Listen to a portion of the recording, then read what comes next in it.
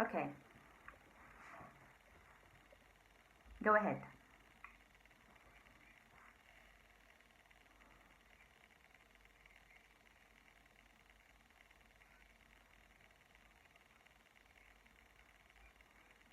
Yes.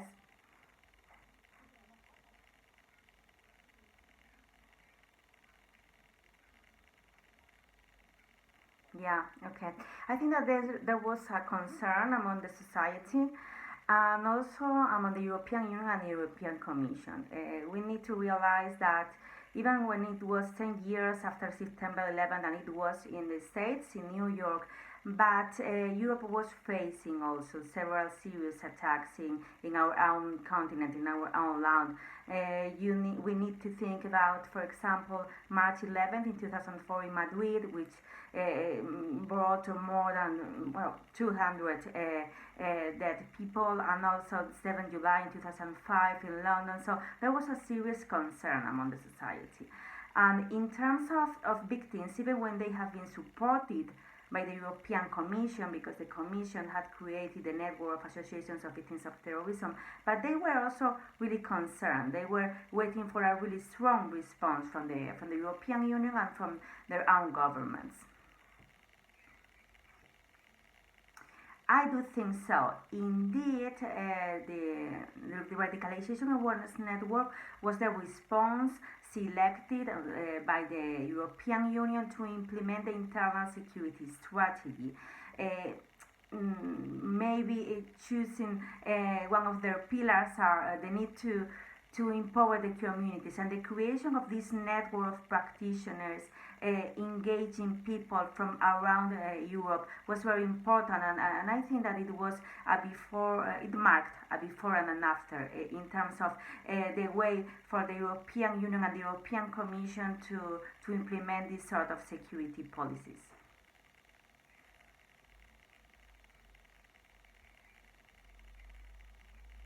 Mm-hmm.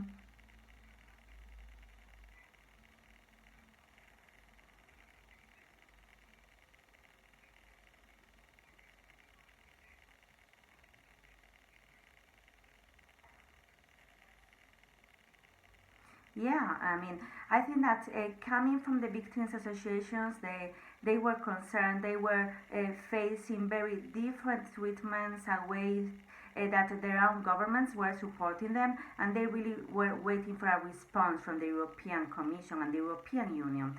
And also relating to the society, it was also concerned. There was a general feeling that all of us could become victims of terrorism from one day to another, because terrorism, we were facing that terrorism knows no boundaries. So there was a serious threat for the society at large, with independence or your economical or social background or the place that you were living in.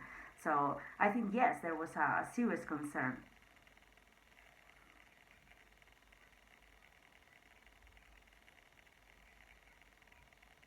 Well, I think that it marked a really key milestone, because it was 10 years, exactly 10 years after September 11th, with the Twin Towers in New York. And there was a need to show to the European society this strong response from these European institutions. And I do think that that was why 2011 was the date, the year selected to launch this network of practitioners.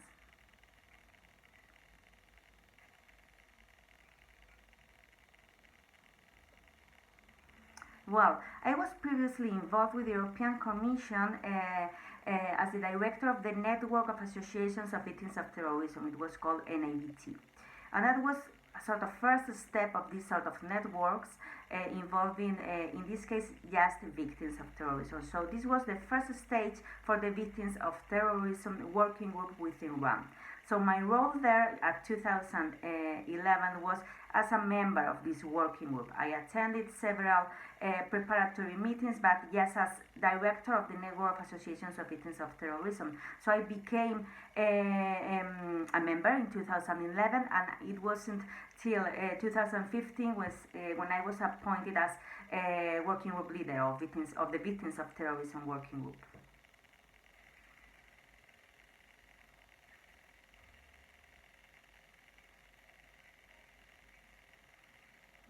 yes, I do think so. It was a very important decision that the European Commission started involving victims of terrorism not only as, let's say, beneficiaries of the support policies, but also are key members that could contribute to the implementation of these security policies. In this case, to the implementation of the internal security strategy. So they were invited to start collaborating with other key stakeholders, key practitioners from very different fields. They started working with law enforcement stakeholders, they started working with education practitioners, with youth practitioners, and this was very important because for the very first time the European Commission was opening the door to victims to become a key agent in terms of preventing violent extremism.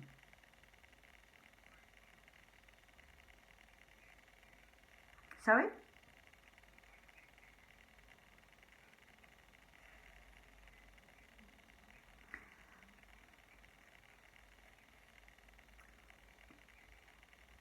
Well, maybe I think probably not only this internal security strategy, but the European Union also wanted to show to what extent supporting victims of terrorism was important for the Union and for the European Commission.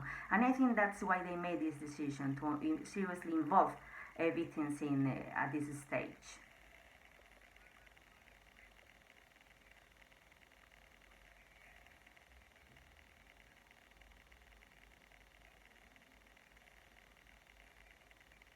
Well, I think that probably the most visible deliverable could be the March 11th as the European Day of Remembrance of Victims of Terrorism.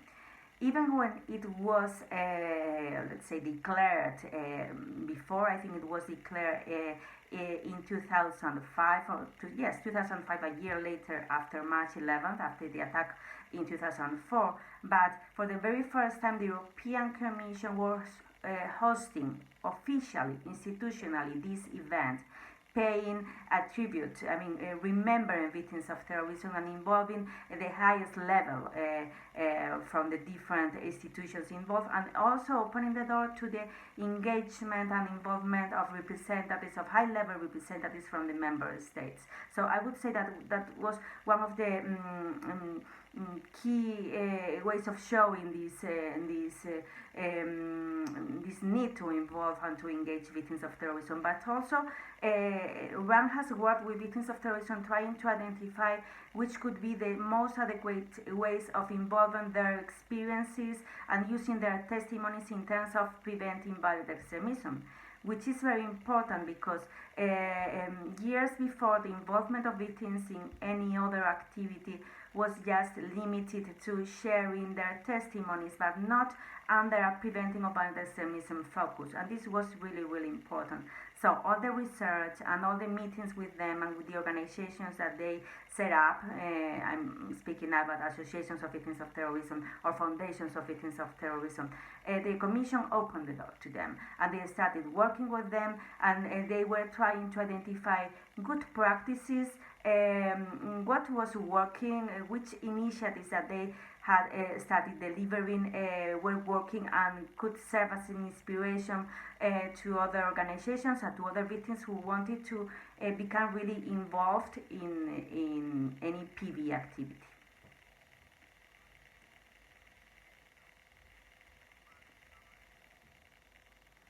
Yeah, I think that technically RAN has offered support for being engaged in this sort of PV activities, but also protecting and supporting them, avoiding any sort of secondary victimization as a consequence of being involved in these activities. So, RAN has collaborated on how to empower victims to deliver, again, a really powerful testimony in terms of preventing violent extremism.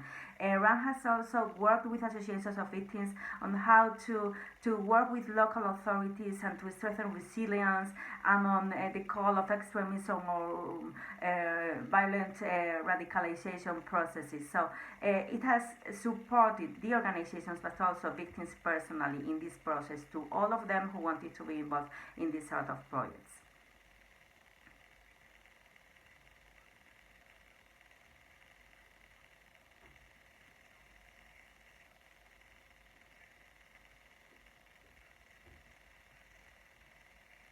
Mhm.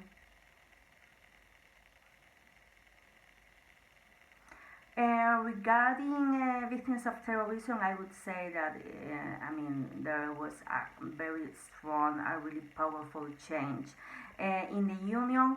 The support provided by the Commission and by the different directives supporting victims of terrorism also produce change for the other member states in terms of delivering their own national legislation supporting victims of terrorism. And also, there's again this feeling that this could happen to any of us, that terrorism knows no boundaries and that we need to work together. And victims of terrorism has a very significant role there.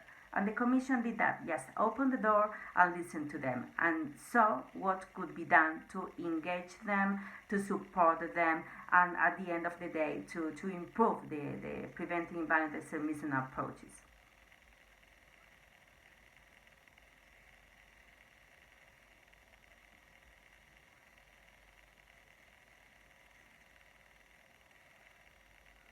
Yeah. Well, we had this case that in some member states that unfortunately had to face a terrorist attack, and there was no, let's say, national legislation specifically supporting victims of terrorism, and there was no other civil society organization or NGO specifically supporting victims of terrorism.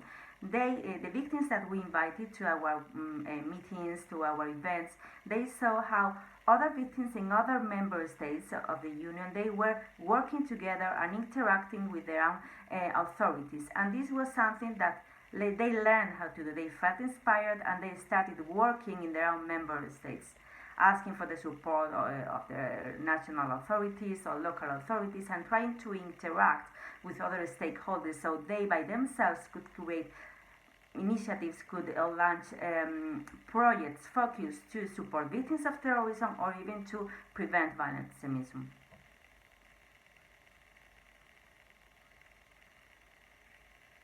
Mm.